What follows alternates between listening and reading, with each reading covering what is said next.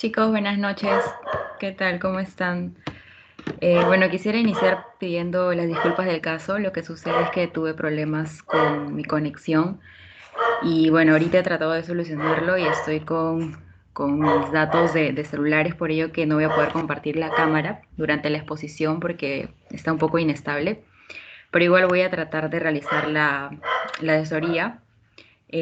Vamos a terminar en menos de una hora debido a que esta asesoría es corta, al igual que la anterior.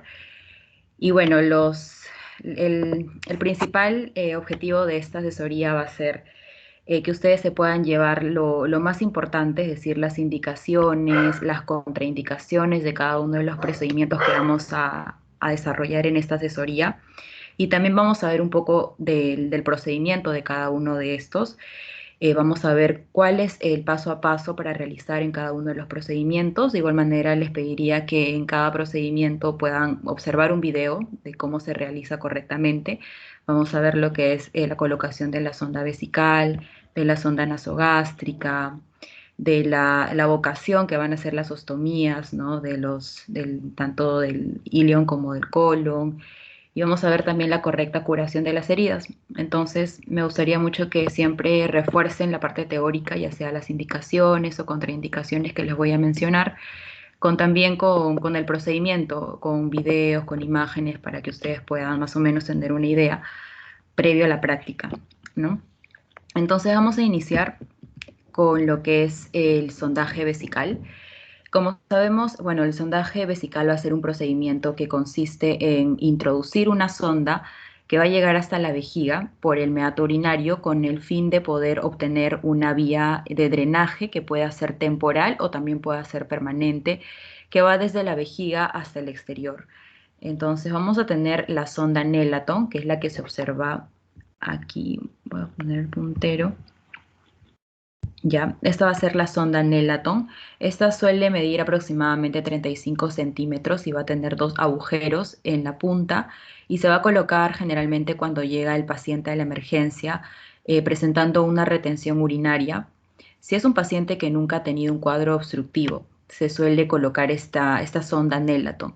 Pero si va a ser un paciente que generalmente es continuador de sonda y que por algún motivo se le salió la sonda y tiene una retención, se prefiere colocar la sonda Foley. Ese dato es muy importante. Si es un paciente continuador de sonda, se prefiere colocar la sonda Foley. Si es un paciente que está usando por primera vez una sonda, se prefiere la sonda Nelaton.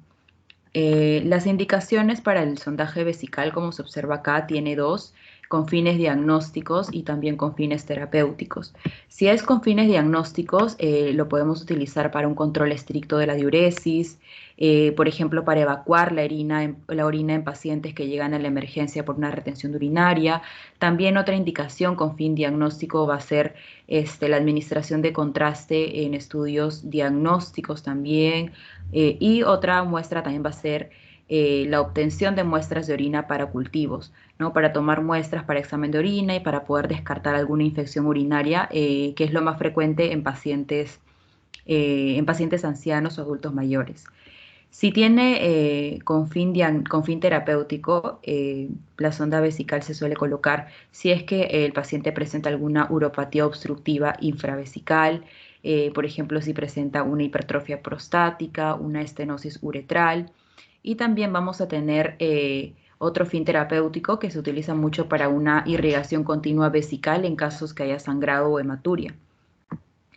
Entonces, en general, el sondaje vesical tiene indicaciones para poder evacuar la orina en pacientes cuando llegan a la emergencia por alguna retención urinaria, para poder tomar alguna muestra de orina y poder descartar alguna infección, que lo más frecuente es que lo presenten los pacientes ancianos o también pacientes mujeres, ¿no? Es lo más frecuente, o también para drenaje. Esas son las indicaciones más importantes para la colocación de una sonda vesical.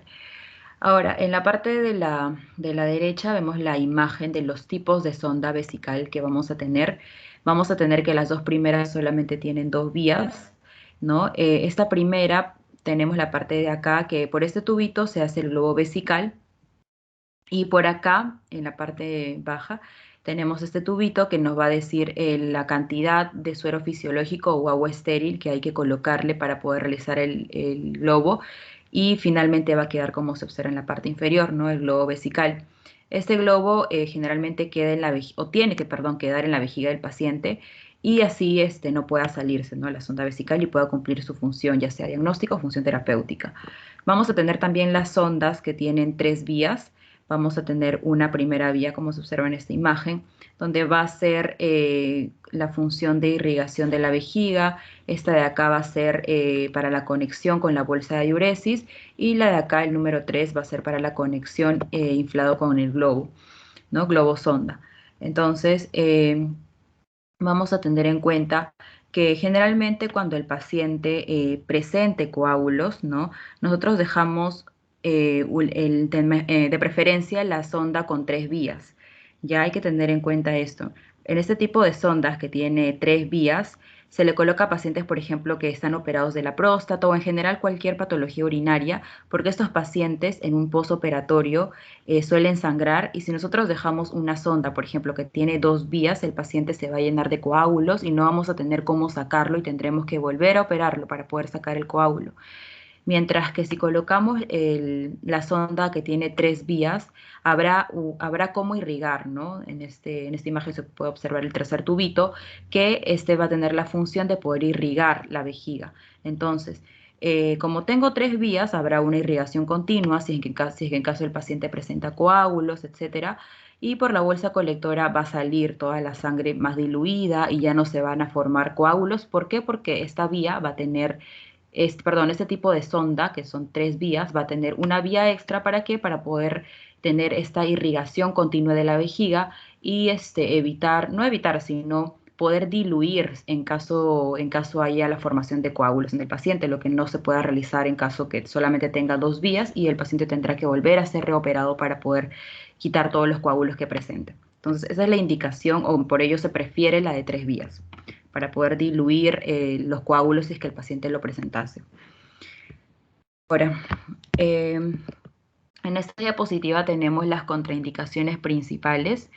Tenemos la primera contraindicación va a ser que el paciente presenta infecciones, ¿no? Como una uretritis aguda, prostatitis aguda, alguna rotura traumática de la uretra que pueda estar presentando uretrorragia, un hematoma perineal o escrotal o deformidades del pene también.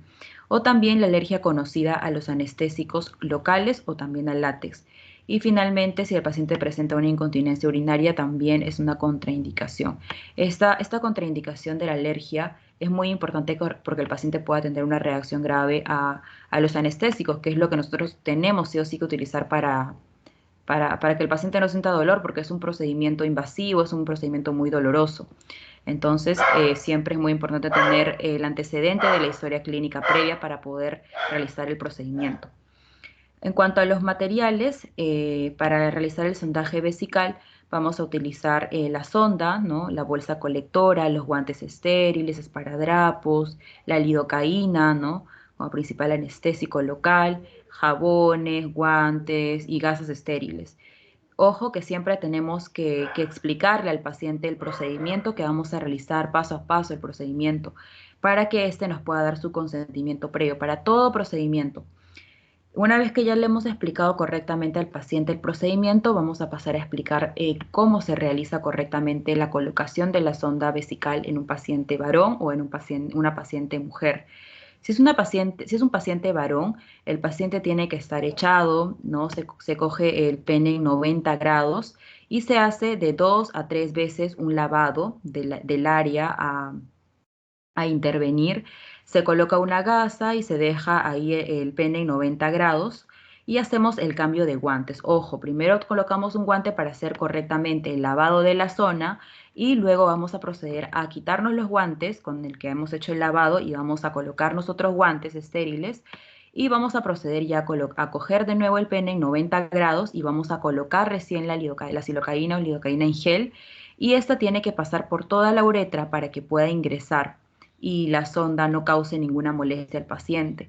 ¿no? Esta sonda se tiene que coger de esta manera como se observa en la imagen de acá, porque acá ya hemos visto el paso, el primer paso que es la limpieza, ¿no? de la zona, del pene del paciente. Luego hemos visto cómo se coloca el lubricante, ¿no? El anestésico. Y finalmente acá ya vamos a proceder a colocar la sonda. Y tienen que visualizar bien cómo se coloca o cómo se coge correctamente la sonda, ¿no? Vemos que está el médico lo tiene agarrado correctamente, enrollado, se tiene que enrollar la sonda de tal manera que esta sonda no sea contaminado y no pueda provocar reacciones adversas al paciente por alguna infección, etcétera.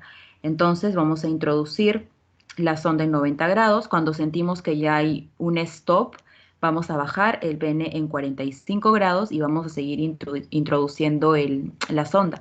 De preferencia se introduce toda la sonda porque la uretra del varón es larga. Entonces, cuando ya estamos seguros que estamos en la vejiga, ahí recién vamos a inflar el globo vesical por esta vía, ¿no? Vamos a, por esta vía que hemos dicho, el globo vesical, y de ahí vamos a ver que tenemos que estar seguros que estamos en la vejiga. Para ello vamos a inflar el globo vesical y vamos a conectar la bolsa colectora, ¿no? Por esta vía se coloca la bolsa colectora. Esto es en cuanto al procedimiento de un paciente varón. Si es una paciente mujer, bueno, realizamos la misma técnica de lavado previamente de la zona, nos quitamos esos guantes, nos colocamos otros guantes estériles y bueno, vamos a proceder, ¿no? La colocación de la sonda, abriendo los labios mayores, vamos a hacer una limpieza de arriba hacia abajo para arrastrar todos los microorganismos que pueda haber. Y bueno, como ya hemos dicho, después de la limpieza nos lavamos los guantes, perdón, nos cambiamos de guantes y vamos a proceder a colocar la sonda. Como se observa, también tiene que estar enrollada en la mano del médico para poder evitar que haya alguna contaminación de la sonda y procedemos a colocar, ¿no? La sonda en esta paciente mujer, previamente habiendo colocado el lubricante en gel. Y bueno, vamos a fijar la sonda y ahí es como debería quedar una paciente mujer. Ahora, también es muy importante mencionar acerca del retiro de esta sonda.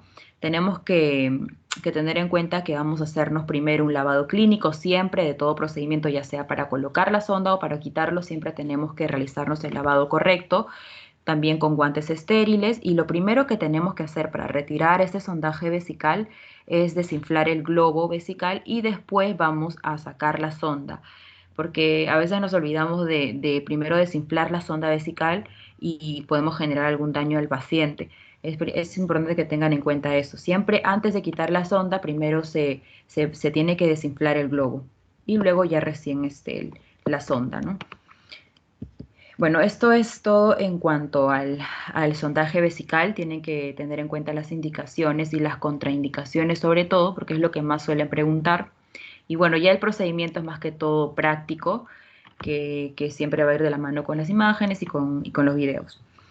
Ahora, en cuanto a la sonda nasogástrica, de igual manera, la principal sonda es la sonda de Levin y esta es la que se coloca generalmente, mide aproximadamente 115 centímetros y bueno, va a tener tres marcas, ¿no? Que nos va a ayudar a saber hasta dónde, ¿no? El límite hasta dónde vamos a colocarlo en el paciente. Estas marcas sirven para más o menos nosotros saber cómo o a qué nivel colocar la sonda. ¿Ya? Esta sonda tiene 4 agujeros, como podemos ver en la imagen inferior. Y bueno, las indicaciones para su colocación van a ser las siguientes, ¿no? He colocado las principales en el cuadrito. Para la administración de nutrición o medicamentos por vía enteral, para la prevención de broncoaspiración en pacientes con deterioro del nivel de conciencia o problemas de deglución, en pacientes con aspiración de contenido gástrico, ya sea secreciones o alimentos, para el lavado gástrico en pacientes que presentan intoxicación oral por sustancias tóxicas o algún fármaco, y también para poder confirmar si tenemos una sospecha de hemorragia digestiva alta en el paciente, y finalmente para estudios del contenido gástrico, ¿no? Ya con fin diagnóstico más que terapéutico. En cuanto a lo que son las contraindicaciones para la colocación de una sonda nasogástrica, vamos a tener que no se debe colocar si tenemos al paciente con el esófago obstruido o tiene una perforación esofágica, tampoco si presenta varices esofágicas con riesgo de sangrado, si tiene la ingesta de sustancias cáusticas, alcalinas o ácidas, si tiene problemas de coagulación o vómitos persistentes o también hemorragia gastrointestinal aguda. Otra contraindicación que me parece que no le he colocado acá, pero es muy importante que la tengan en cuenta, es que tampoco podemos colocar una sonda nasogástrica si el paciente presenta algún traumatismo maxilofacial o un trauma a nivel de la base del cráneo, ¿no? En casos de algún accidente, que es lo más frecuente. ¿Ya? Eso también apúntenlo, es una contraindicación absoluta si el paciente presenta algún trauma de base de cráneo o un traumatismo maxilofacial en general, ¿no? Sumado a ello, vómitos persistentes, que también es lo más frecuente que pueda presentar el paciente. Entonces, en síntesis, ya hemos mencionado la lista de las indicaciones principales, pero podemos mencionar para que pueda recordar siempre, ¿no? Que la principal indicación siempre es para la realización de una nutrición enteral en pacientes que generalmente están muy delgados, muy caquéticos o que tienen, por ejemplo, Parkinson, Alzheimer, que no pueden deglutir correctamente por vía oral, es por ello que se opta por esta nutrición enteral. Y también pacientes que entran a UCI o unidad de cuidados intensivos, se le coloca esta sonda nasogástrica. Esas son las principales indicaciones, como también ya hemos mencionado, si el paciente presenta alguna obstrucción intestinal, está indicado para la descompresión estomacal del paciente o también para los lavados gástricos si es que el paciente presenta sospecha de intoxicación por fármacos o algunos tóxicos, ¿no? En general. Eso es lo que tiene que llevarse siempre como principales indicaciones de la colocación de la sonda nasogástrica y también, una vez más les menciono, las contraindicaciones, también es muy importante si hay alguna perforación esofágica, si hay un problema de coagulación, los vómitos persistentes, hemorragias o el trauma de base de cráneo o traumatismos maxilofaciales también está dentro de las contraindicaciones para la colocación de la sonda nasogástrica.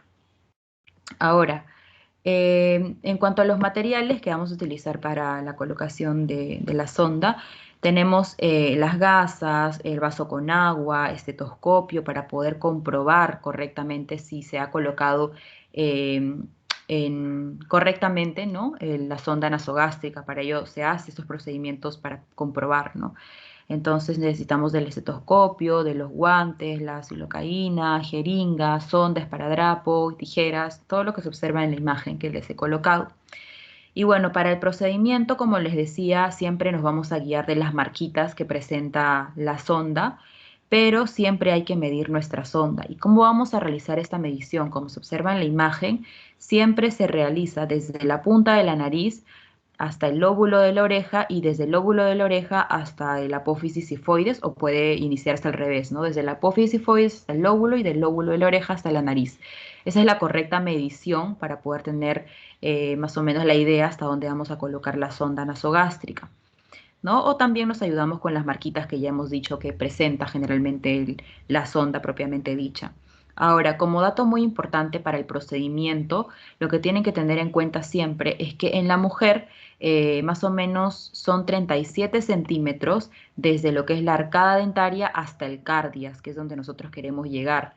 Y en el varón aproximadamente son 40 centímetros. Y generalmente la sonda suele tener una marca de 37 centímetros. Entonces podemos concluir que si vemos, ¿no? Si nuestra sonda tiene la primera marca a los 37 centímetros que ya está ingresando, significa que pasada esta marca ya estaremos en el estómago, que es lo que se quiere, ¿no? Pero siempre tener en cuenta esta manera de medir, ¿no? Desde la nariz, oreja, hasta la apófisis sifoide.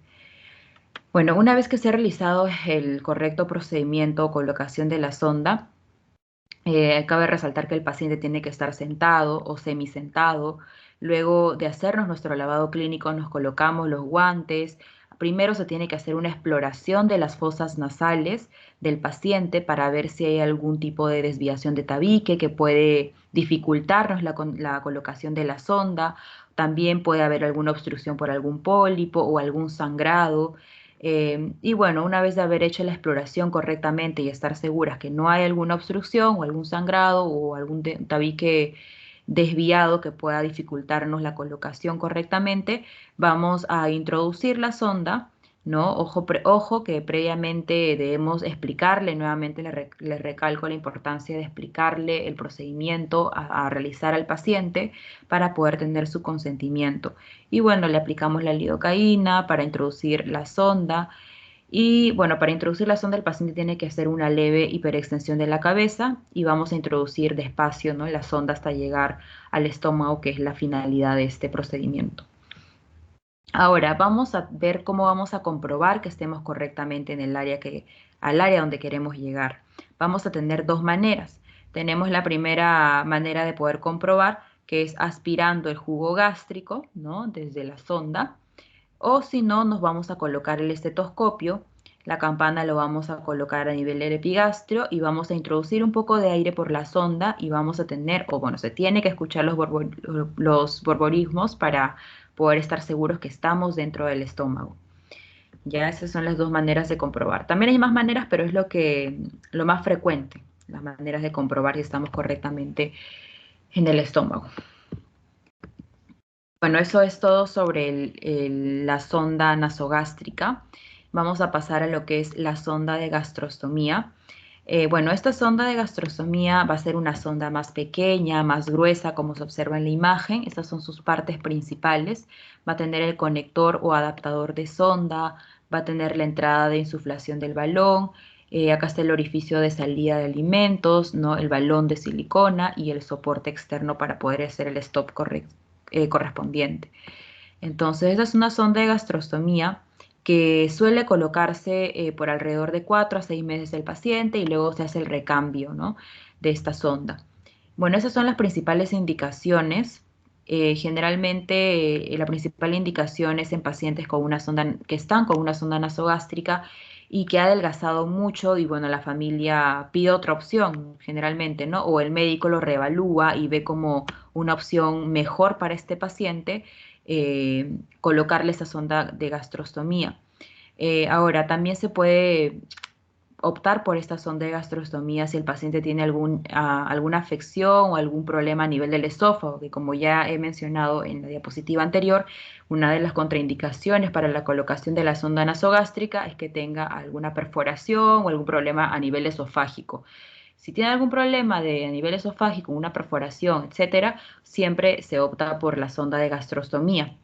Ya esas son las principales indicaciones. Entonces acá tenemos la lista en pacientes con tubo digestivo intacto, que están incapacitados para ingerir alimentos en cantidad y calidad suficiente por periodos prolongados de tiempo, pacientes con alteraciones deglutorias neurológicas como ACV, una parálisis cerebral, pacientes con disfagias, pacientes con alteraciones deglutorias e imposibilidad para una suficiente nutrición oral en pacientes ancianos o dementes, ¿no? También en niños con alteraciones nutricionales provocadas por la enfermedad de Crohn, los grandes quemados o con trauma severo, pacientes con lesiones orofaringeas orgánicas que van a impedir la alimentación oral o pacientes oncológicos generalmente, o también pacientes que no toleren la sonda nasogástrica, que como ya les he mencionado es una de las principales indicaciones para optar por la sonda de gastrostomía. Eh, bueno, eso es todo acerca de la sonda de gastrostomía. Como les menciono, siempre lo principal de esta clase y bueno, de la asesoría es que se lleven las principales indicaciones, las principales contraindicaciones para cada procedimiento. Y ahora, en cuanto a lo que son las heridas quirúrgicas, eso también es muy importante que ustedes tengan en cuenta y puedan distinguir entre cada tipo de heridas quirúrgicas que existen. Tenemos la de tipo limpia, que son tipo limpia o también tipo 1, son las heridas no infectadas en las que no hay ningún tipo de reacción inflamatoria, ¿no?, de la herida y en las que el tracto genitourinario, gastrointestinal, etcétera, no van a ser penetrados. Son heridas cerradas que cierran por primera intención. Las características son, ¿no?, heridas no traumáticas, ausencia de inflamación o reacción inflamatoria y esto es lo principal, que no debe haber aperturas tanto del tracto respiratorio, del tracto gastrointestinal, del tracto genitourinario. Es una herida limpia porque no hay una apertura de ningún tracto, no hay ninguna reacción inflamatoria y es una herida no traumática. Entonces es el tipo 1. Cuando ya se suele aperturar, o cuando ya, mejor dicho, se apertura estos tractos, ya viene a ser, ya no es una herida limpia, ya tiene que ser otro tipo de herida, no puede ser limpia. En este caso tenemos la limpia contaminada, en donde hay la apertura de los tractos, pero con mínima contaminación. Esta es la herida tipo 1, son heridas en las que los tractos van a ser penetrados bajo vigilancia previamente controlada, pero no existe alguna contaminación o es mínima, ¿no? La contaminación y no existe evidencia de infección. Como dice acá, la operación incluye el tracto biliar, apéndice, vagina, orofaringe, pero hay un trauma menor durante la cirugía, pero el trauma es menor, como dice, y la contaminación es mínima. Ya se menciona que es un tipo de herida contaminada cuando el trauma es mayor durante la cirugía y hay contaminación severa de cualquiera de los tractos, ¿no? A nivel gastrointestinal, ya hay apertura del tracto biliar o genitourinario en presencia de bilis u orina infectada, que estas secreciones suelen infectar la herida del paciente, o también puede haber una herida traumática reciente. Esas son las heridas que son heridas de tipo 3, ¿no? Y como ya les menciono, son heridas generalmente accidentales, de corta evolución, en las que sí existe contaminación importante y no ha habido un correcto cumplimiento de la asepsia del área, ¿no? Entonces es por ello que se denomina una herida de tipo contaminada. Ya es una herida sucia o infectada cuando ya son heridas traumáticas que no son recientes, cuando ya hay desvitalización tisular importante, presencia de cuerpos extraños o contaminación fecal, sobre todo. Siempre les dan el dato de la contaminación fecal en este tipo de heridas. Es un dato a tener en cuenta, ¿no? Son heridas de larga evolución, hay tejido necrótico, puedan presentar infecciones o perforación de víscera hueca. Y bueno, una vez que ya sabemos y tenemos en claro las características de cada uno de los tipos de heridas, tenemos que tener en cuenta que todo tipo de herida o cualquier herida, por más mínima que sea, tiene cierto grado de riesgo de infección y es acá donde se le denomina las infecciones de sitio operatorio. La limpia suele tener un mínimo porcentaje, puede ser de 1%, 1 a 2%. Si es una limpia contaminada, alrededor de 2 al 10%. Ya la contaminada tiene de 13 a 20%, mientras que la sucia o la infectada ya tiene más del 20%. Y las razones por las que se suele infectar generalmente una herida es porque hay presencia de bacterias en la herida, ¿no? Hay un recuento de colonias o bacterias en la herida, por el estado que tiene la herida al terminar la cirugía y también lo más importante es el estado general del paciente, si es un paciente diabético, si es un paciente desnutrido, si es un paciente inmunosuprimido, ¿no? Portador de alguna enfermedad, puede ser VIH, o si consume o tiene una medicación, dentro de su medicación están los corticoides, esto va a generar una inmunosupresión al paciente y esto genera el aumento del riesgo de presentar una infección de sitio operatoria, por más mínima que sea. Ya, entonces ahora, bueno, eso es otro tipo de clasificación de las heridas, ¿no? Que ya tenemos que tener en claro, no puede ser una herida cortante, incisiva, punzante, amputación, laceración, avulsiva. Pero lo más importante es que ustedes sepan diferenciar en esta teoría los tipos de herida en cuanto a si es limpia, limpia contaminada, contaminada o sucia o infectada, porque eso también es lo que suelen preguntar y les ponen ejemplos y ustedes tienen que decir si es una herida limpia, sucia o etcétera, ¿no? O limpia contaminada o contaminada. Ahora, otro punto muy importante a tener en cuenta es el correcto procedimiento para una buena curación de la herida y evitar una infección del sitio operatorio o infección de la herida en general. Los pasos a seguir, bueno, es explicar primero siempre a la persona el procedimiento a realizar, ¿no? Ya les he mencionado que por más mínima que sea el procedimiento, tienen siempre que cumplir ustedes mencionándole el procedimiento que van a realizar, ¿no? Al paciente para que puedan tener su consentimiento de poder iniciar con ello. Le explicamos a la persona, ¿no? Lo que vamos a realizar, procedemos al correcto lavado de manos, a la colocación de los guantes, le quitamos la ropa, ¿no? O aperturamos una buena visión para poder curar la herida. Vamos a lavar la herida con suero fisiológico Y bueno, con agua fría, tiene que estar estéril y también suero fisiológico. Se lava la herida, como siempre les he mencionado, desde el centro de los bordes, desde el centro hacia los bordes para evitar la contaminación de la herida propiamente dicha, ¿no? Que suele estar en la zona central. Siempre desde el centro hacia los bordes. Y bueno, se utiliza jabón o también peróxido de hidrógeno. Bueno, si existe tejido necrótico, hay que debridarlo y finalmente hay que retirar todo el jabón con agua estéril, secarla y proceder a realizar alguna sutura si es que lo amerita. Y acá tenemos, ¿no?, el procedimiento de la curación. Primero el correcto aseo con agua, no a chorro libre. Luego el aseo con solución estéril, la aplicación del tópico y bueno, el vendaje que se le suele colocar al paciente. Y si tiene o se amerita la sutura, perdón, de la herida, se realiza la correcta sutura de herida con los puntos que ya también hemos visto en los anteriores asesorías. Y bueno, ya vamos terminando con los procedimientos. Este es otro tipo de procedimiento que también es muy frecuente en la emergencia, que es la colocación del catéter venoso central. Y bueno, para la colocación de este catéter venoso central tenemos 4 vías principales que también tienen que tenerlo claro. Son 4 vías. Tenemos la vena subclavia, la vena basílica y cefálica, la vena yugular interna y la vena femoral. Las que más se usan son la subclavia y la yugular interna. Ya siempre, las frecuentes vías de abordaje para, para la colocación de un catéter venoso central es la vena subclavia y la vena yugular interna.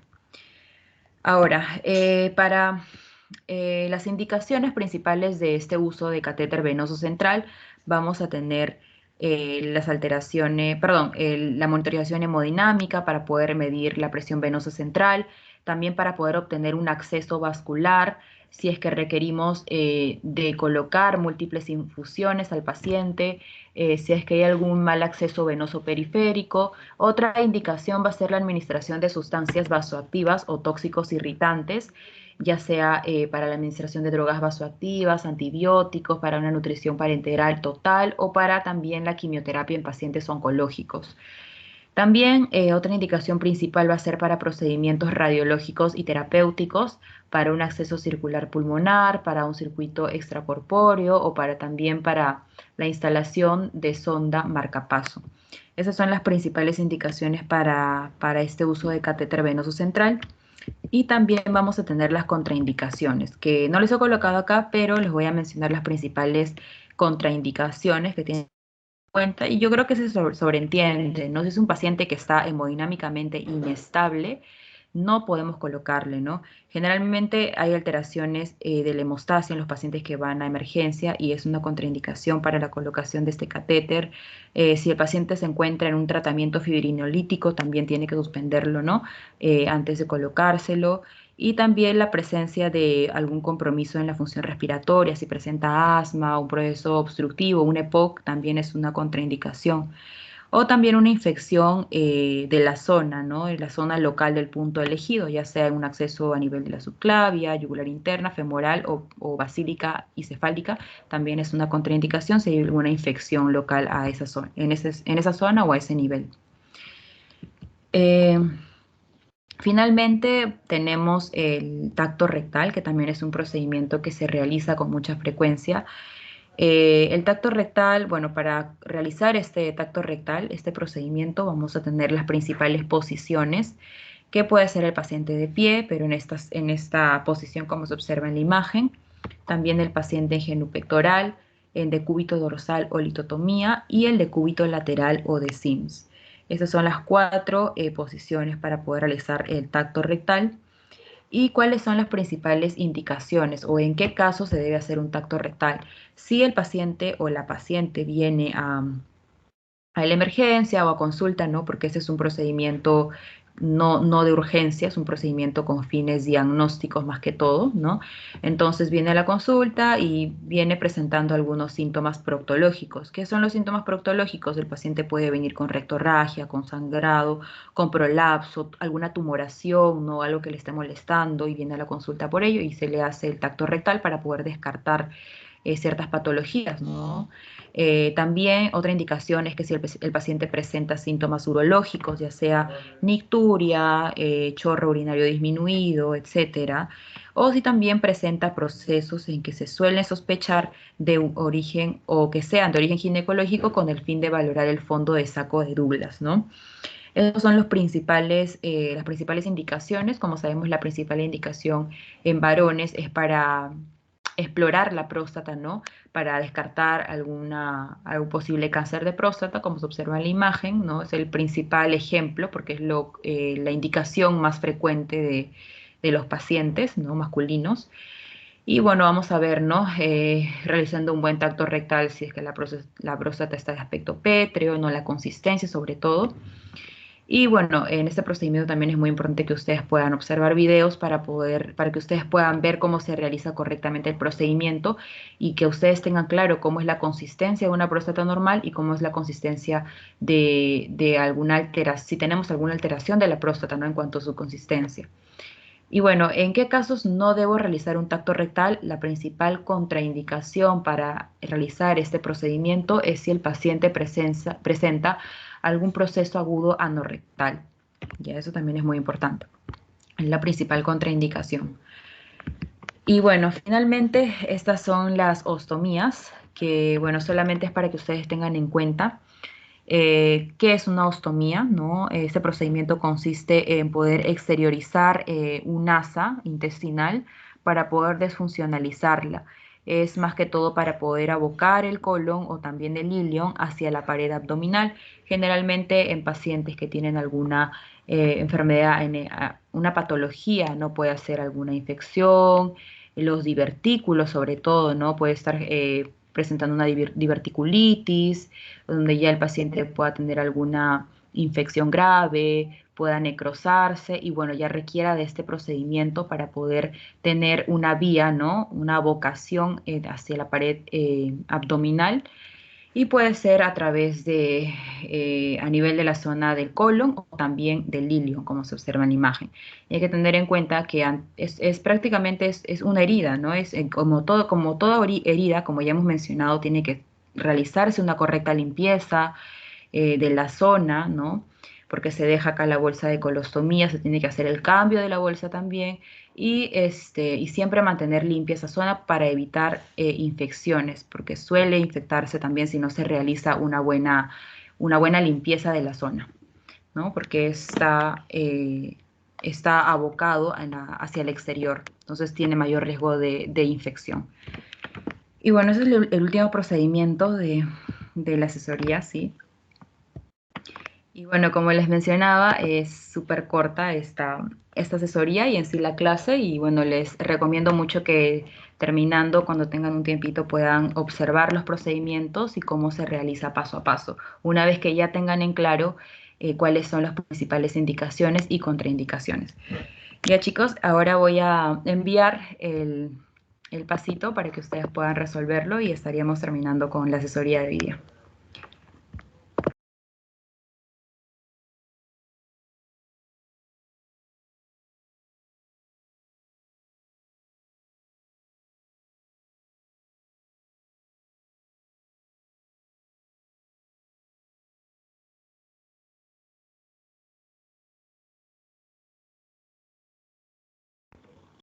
Ya coloqué el link, chicos, me avisan si se puede abrir. Lo voy a mandar por WhatsApp también.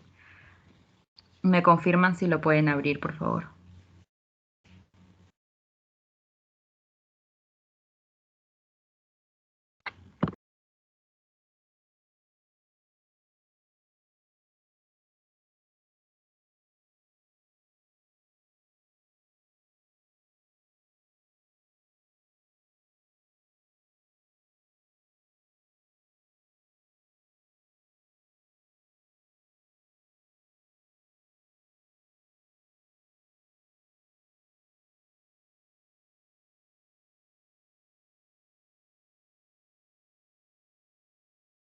Sí se puede abrir. Ya, muchas gracias. Les voy a dar 10 minutos. A las 9 terminamos para poder revisar las preguntas y estaríamos terminando por el día de hoy. Ya, chicos, hasta las 9.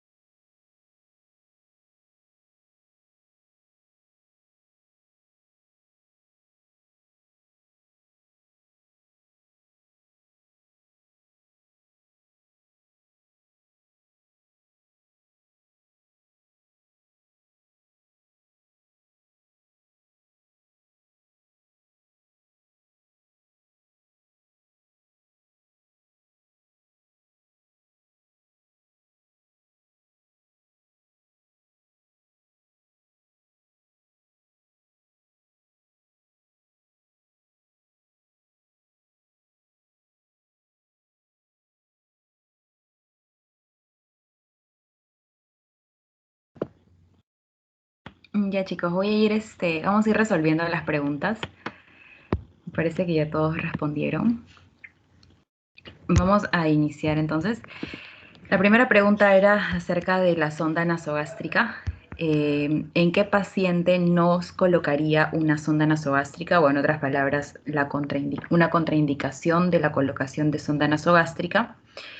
Bueno, si tenemos sospecha de obstrucción intestinal, esta está dentro de las indicaciones porque hemos dicho que una de las indicaciones para la descompresión gástrica, ¿no? En caso de obstrucción intestinal, entonces esta sería una indicación. En caso de preoperatorio para descompresión de estómago, también es una indicación. O paciente que ingresa por ingestión de órgano fosforado y requiere lavado, también es una indicación. La respuesta era la B, ¿no? Paciente con fractura de base de cráneo, porque ya les he mencionado que todo paciente con fractura de base de cráneo o traumatismo maxilofacial está dentro de las contraindicaciones principales para la colocación de la sonda. O también los vómitos persistentes o un sangrado, ¿no? Etcétera. Esa es la respuesta, todos la han hecho bien. Y bueno, la segunda pregunta es, ¿el tacto rectal se limita en la evaluación de la siguiente patología? Bueno, la ampolla rectal, decía patología, ¿no? Ni la ampolla rectal, ni la próstata, ni el fondo de saco, ni el tono de los esfínteres es una patología, ¿no? Entonces acá la respuesta es trombosis hemorroidal externa. Si tenemos una trombosis, no podemos realizar el tacto rectal, ¿ya? Porque está dentro de lo que son los procesos agudos anorrectales. Ya esa es una principal contraindicación para la realización del tacto rectal.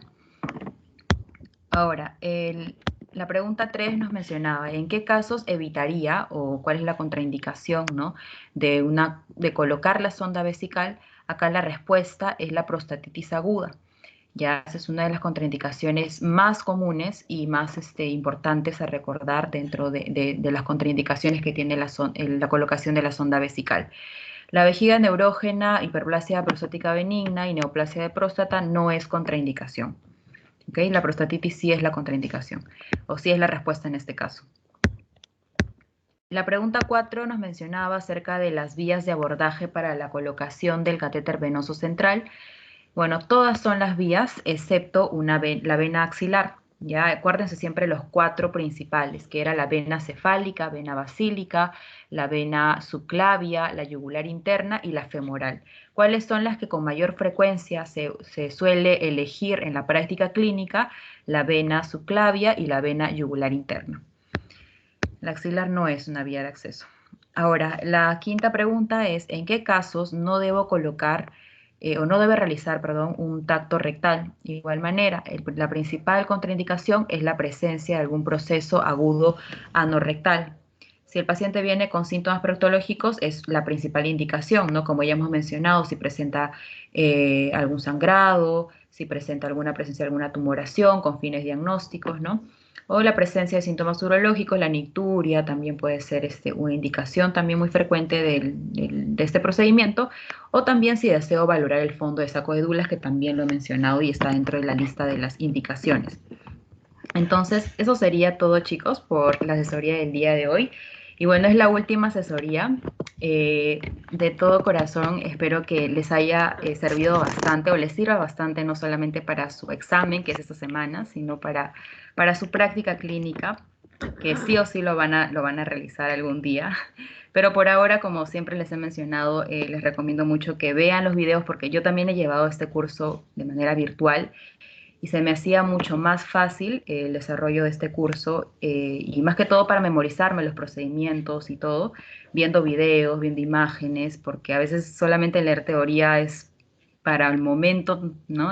Literal, pero con la ayuda de imágenes y videos les va a ayudar mucho a memorizarse los procedimientos, las indicaciones, ¿no? Y todo lo que requiera en cada uno de los procedimientos que hemos tocado en cada una de las asesorías. Así que chicos, espero de corazón que les sirva bastante y les deseo los mejores éxitos en la semana, en sus demás cursos y ya estaremos encontrándonos para las asesorías de anestesio, que también las dicto. Y muchas gracias chicos por asistir a cada una de las asesorías y buenas noches chicos y les mando un abrazo muy grande. Suerte en la semana. Gracias, Daisy. Cuídense, chicos. Muchas gracias. Gracias.